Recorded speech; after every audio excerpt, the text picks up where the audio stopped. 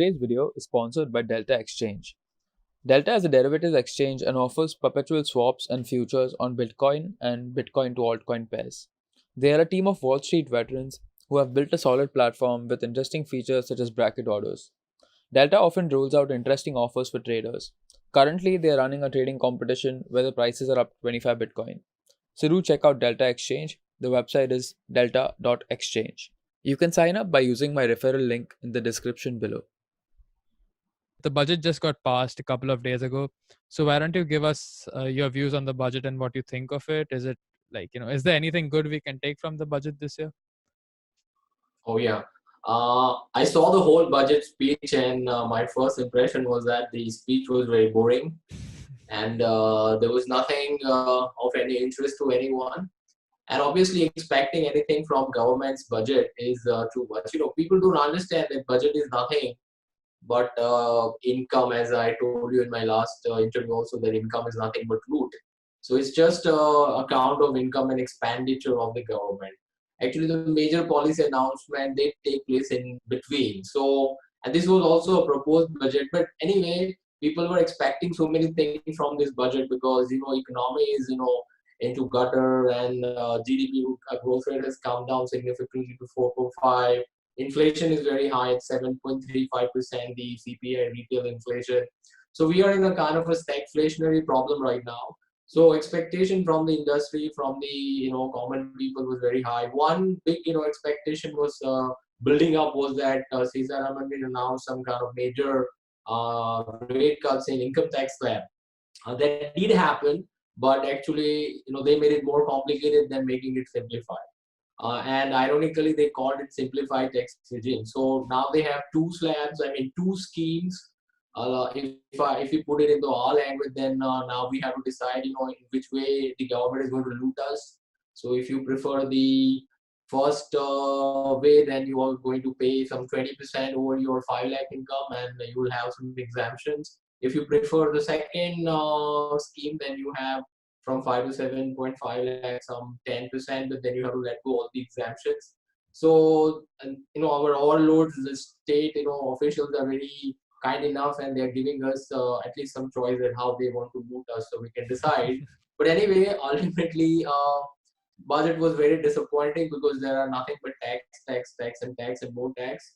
And Nirmala Sitharaman is saying that like the past governments of UPA, Manmohan Singh government, we are not going to splurge on spending, but they are splurging on spending. So they're going to spend something like 105 trillion rupees on infrastructure projects, what they call pipeline projects.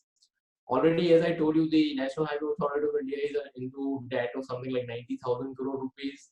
And the PMO itself advised the NHI to stop building highways. So I don't know where they're going to build all these highways and where they're going to spend all this money. So $105 trillion rupee spending is nothing but splurging. And then as the days are going by, one after other things are coming up. Like for example, a couple of days ago, we came to know that now even on mutual fund income, people will have to pay 10% taxes. They increase import duties on furniture, electronic items, etc., etc. So companies like IKEA will be in trouble. Other people like solar industry is in trouble because they are complaining. So on one side, the government wants us to go for alternative energy sources, solar power, and on the other side, they are taxing those industries also. So I mean, do they really think that people are that stupid that they are going to understand all this? I mean, they are going to do all these things that. For example, what the Modi government is doing is they're not giving us any choice. So on one side, they will say that, okay, we are going to remove petrol and diesel vehicles from the roads now. You only have to buy electric vehicle, and then what they'll do, they will impose some kind of heavy tax on buying electric vehicle. This they are doing because the revenue is falling. For the first time, the direct tax collection has fallen down. The GST is consistently below 1 lakh crore rupees collection. So they need to spend money because they win elections by spending money. They win votes by doing that. So in the budget, nothing is there. Now they're going to tax the Provident Fund and NPS accounts also, the National Pension Scheme accounts also. Now I'm hearing that Provident Fund interest rates, PPF interest rates are also going to come down.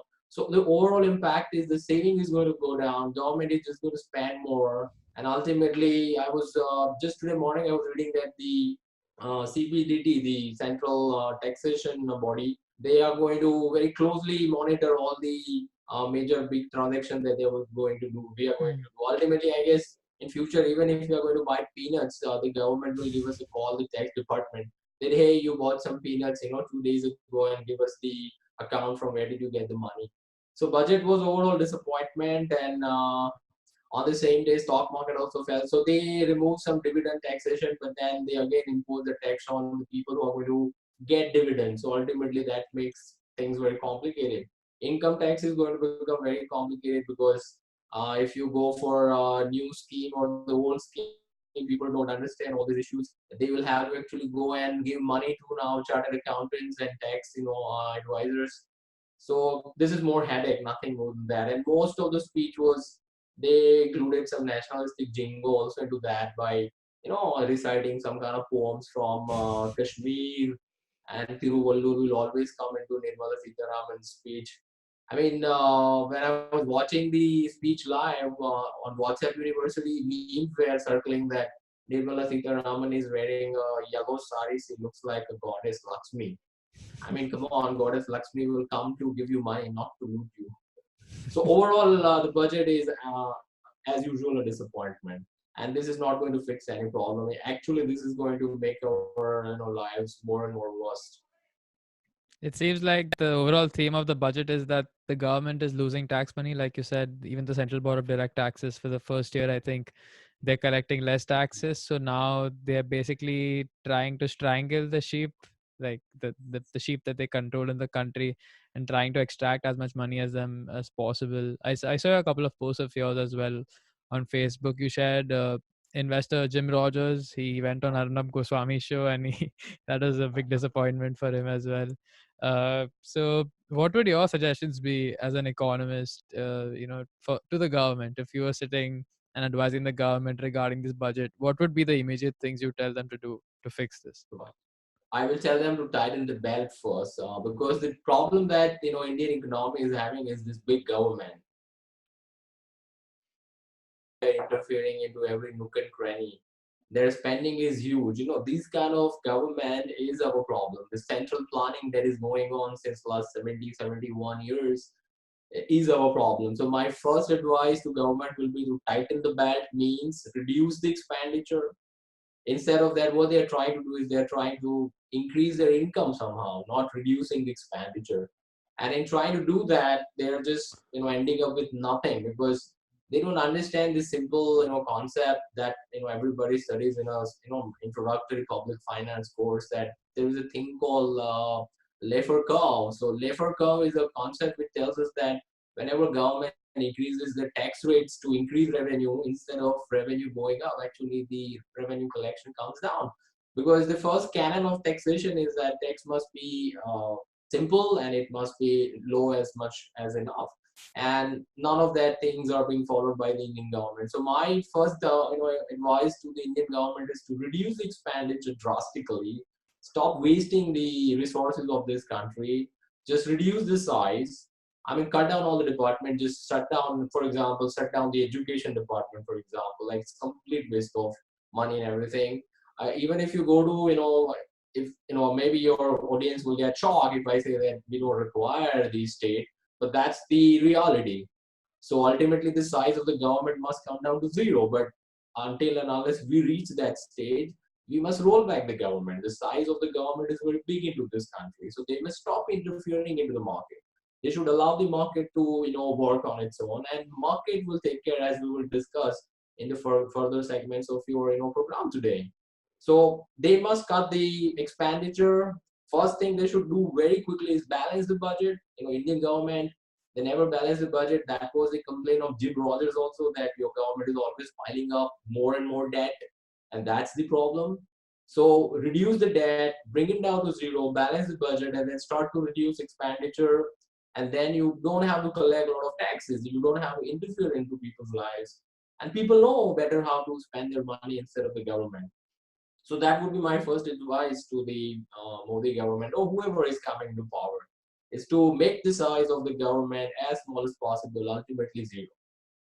And yeah, obviously they're not going to hire you because, like, why will a government hire you if you're going to tell them that they need to become smaller? I mean, like they're an authority, so they obviously want to keep expanding and growing. And this is one of the problems I see with people wanting limited government as well, is because once you have a limited government, there's little you can do to actually keep it limited. It's going to expand, as we've seen with multiple examples like America and most of the states in the world. They all started out as small limited governments, but it's in the nature of power and authority to want to grow and expand and strangle the lives of the citizens. This budget also made me laugh a lot because these NRIs abroad, they tend to cheer for Uh, Modi, and right, they're all yeah. happy and stuff. But now they've basically increased the amount of days that the NRIs have to spend abroad so that they won't be taxed. And if they don't, it's gone up from 182 days to 250 days. So if people living abroad basically stay there for less than 250 days now, they're going to get taxed on their global income by the Indian government. So I think that's going to help bring a lot of that pro Modi sentiment down from a lot of these NRIs, don't you think? Well, I don't know, Johan, whether that will bring down the pro Modi sentiment, because Indians are very irrational people, so they may not be able to connect the dots here.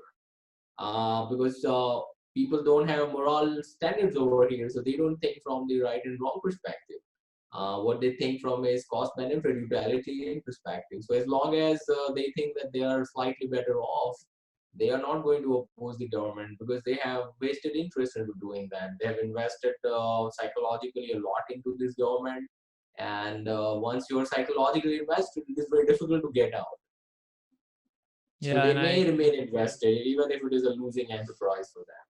and I think that's the point that viewers can take from this whole exchange that we had on the budget is the government's not going to reduce itself on its own. We need to put pressure and eventually take action in our own lives that will automatically bring help to bring the size of the government down. Right. Yeah.